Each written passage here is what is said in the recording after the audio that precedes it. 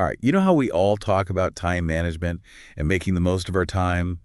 Well, what if we've got it all wrong? Interesting. We're taking a deep dive today into this audio source. It's called abouttime.mp3. And Okay. it makes this really interesting point that maybe time isn't something we have, Right. but rather it's something that has us. Yeah, that's a really different way to think about it, isn't it? It is. And the source even goes as far as to say that time manipulates us, Wow. even when we think we're the ones manipulating it. So, like, we think we're in control with our calendars and schedules and all that. Right. But really, time is the one calling the shots. Exactly. And this source, it gives some pretty relatable examples, things like our commutes, Yeah. how time dictates how long they take. Or even just like waiting for a birthday or something. Exactly. Or an event that you're looking forward to. Yeah. It's Yeah. like, that date is set in the future and we're just kind of along for the ride. I don't know, does any of that kind of resonate with you? It definitely does.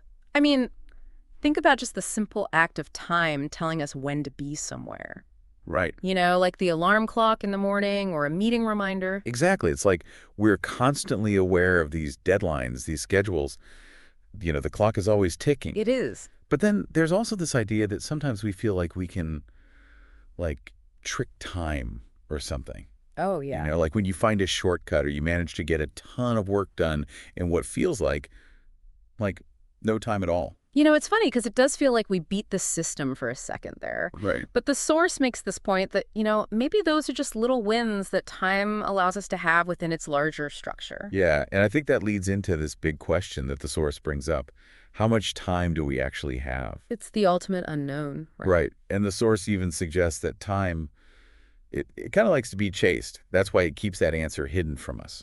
It's true. I mean, we can try to estimate and plan, but ultimately we don't know. And I think that's particularly relevant for our listeners. Yeah. You're here, you're listening, because you're someone who values knowledge. You value learning and growing. Absolutely.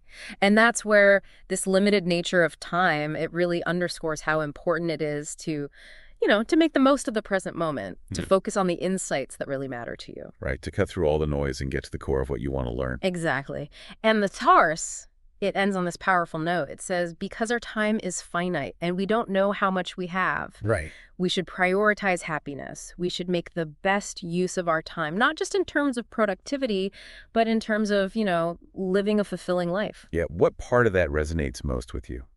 I think for me, it's the simplicity of it. Just this reminder that time is precious and we should use it to pursue what makes us happy. Yeah, I think that's so powerful.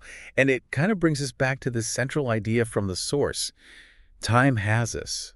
So maybe instead of trying to control every second, we should focus on aligning our actions with what truly brings us joy. That's a great takeaway from this deep dive into abouttime.sem3, a shift in perspective. From seeing time as a tool to recognizing its influence and the preciousness of each moment. So as you go about your day today, think about this. What's one small thing, one tangible step that you can take to bring more happiness into your experience of time? It's a really thought-provoking question. It is. This deep dive, it's given us a different way to look at something we often take for granted. It has. And hopefully it'll spark some valuable reflection for you. I think it will. Thanks for joining us. Thanks for having me.